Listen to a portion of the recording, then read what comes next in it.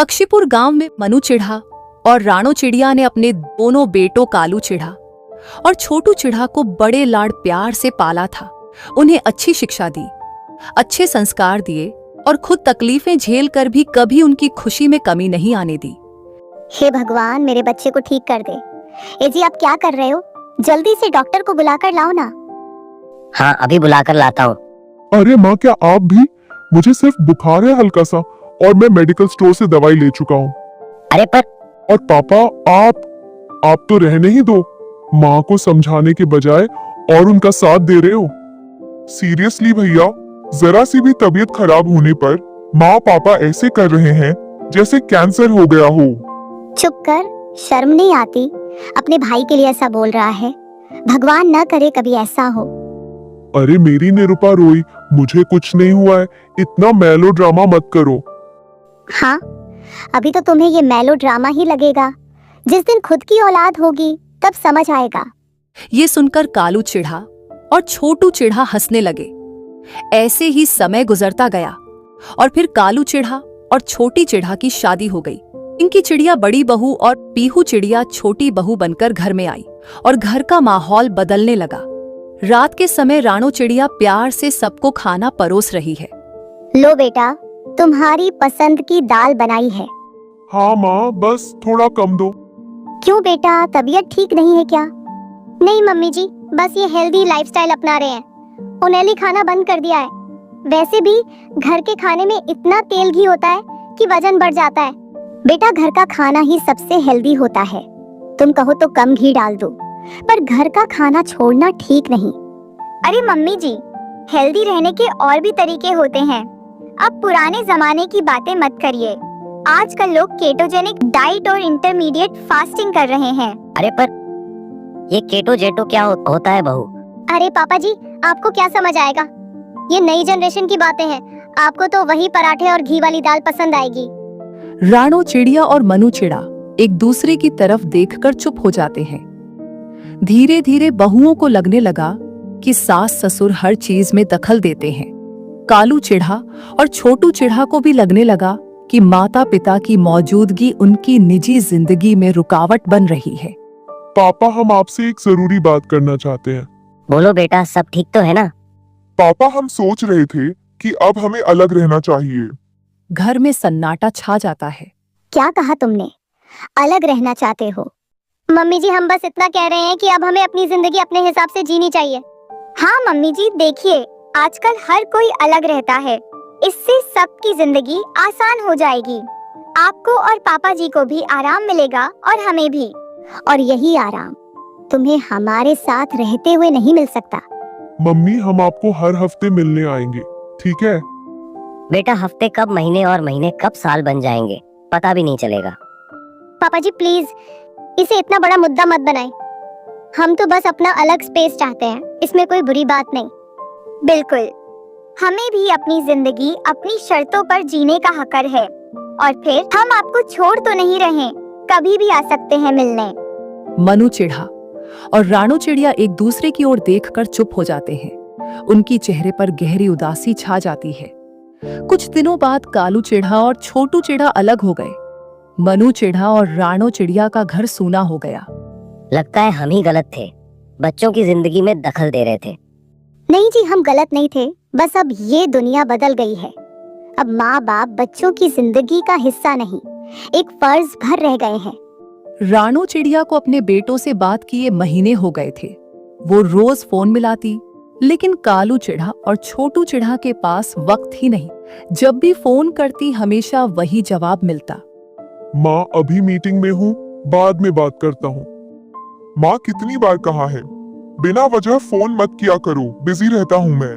धीरे धीरे उन्होंने फोन उठाना ही बंद कर दिया। अब राणो चिड़िया रोज मोबाइल पंख में लेकर बैठती, घंटों नंबर घूरती, फिर फोन लगाने की हिम्मत नहीं होती। एक दिन खबर आई कि कालू चिढ़ा की तबीयत बहुत खराब है। राणो चिड़िया बिना कुछ सोचे समझे कालू चिढ़ा के घर पहुंच गई, लेकिन माँ को देखकर उसका चेहरा बिगड़ गया।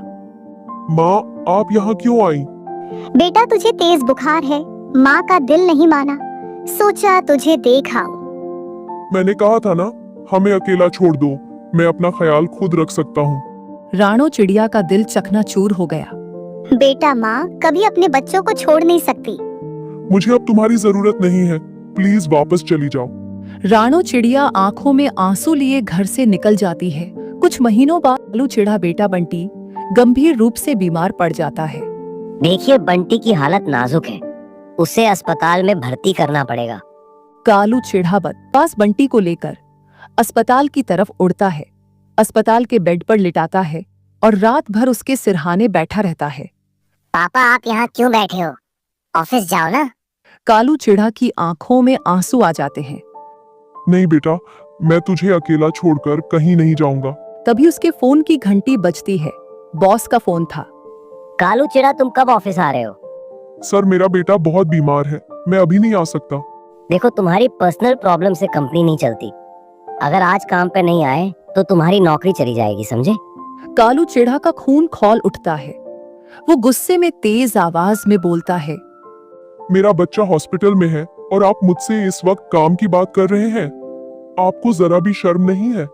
तमीज से बात करो कालू, मैं तुम्हारा बाप नहीं हूँ जिसे तुमने छोड़ दिया और जैसे चाहे बोलते हो। अगर अपने बाप से ठीक बात करना सीखा होता तो शायद आज मुझसे भी ठीक से बात कर पाते तुम। बॉस की बात सुनते ही कालू चिढ़ा को जैसे बिजली का झटका लगा। उसका सिर चकरा गया। उसे याद आया जब उसकी माँ उसे देखने आई थी तो उसने उन्हें धक्के मारकर निकाल दिया था। कालू चिढ़ा ने तुरंत फोन उठाया और कांपते पंखों से अपनी माँ का नंबर मिलाया। हेलो माँ, क्या हुआ बेटा? मैं गलत था माँ, मुझे माफ कर दो माँ। माँ क्या आप आ सकती हैं? राणो बिना एक पल गवाए तेजी से उड़ते हुए अस्पताल पहुंचती है। माँ मुझे माफ कर दो, मैंने आपको ठुकरा दिया लेकिन आपने फिर भी मुझे अपना ही समझा। बेटा माँ अपने बच्चों से नाराज नहीं होती, माँ सिर्फ इंतजार करती है। कालू चिड़ा अपनी माँ को गले लगा लेता है और फूट फूट कर रोने लगता है। आज उसे एहसास हो गया था कि माँ बाप सिर्फ जिम्मेदारी नहीं होते बल्कि वो सबसे बड़ी दौलत होते हैं।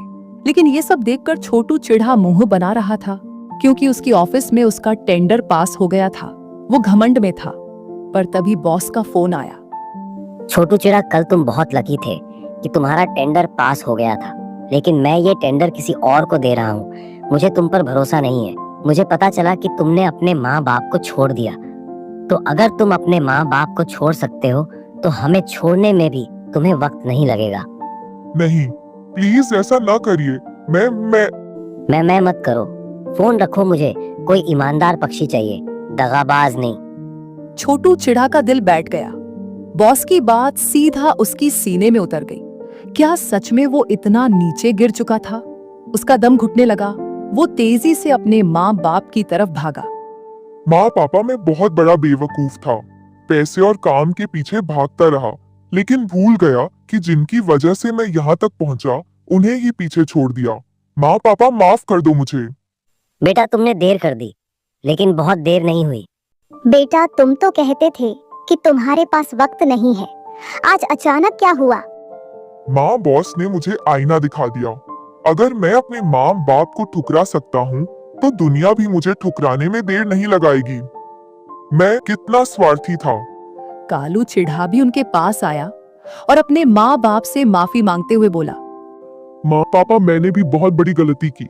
जब बंटी बीमार पड़ा तब एहसास हुआ कि जब अपना बच्चा दर्द में हो तो दिल कैसे तड़पता है, और जब आपने मुझे देखने आकर भी मेरी झचकियां सुनी तो आपका दिल कितना टूटा होगा। हम माँ बाप हैं बेटा, हम नाराज हो सकते हैं पर कभी तुमसे दूर नहीं हो सकते हैं। अब कभी हमें अकेला मत छोड़ना, बस इतना ही चाहिए। अब कभी नहीं माँ, अब कभी नहीं। उस दिन से घर फिर से एक परिवार बन गया। ना कोई दूरी रही, ना कोई शिकवा, बस एक सच्चा अटूट बंधन।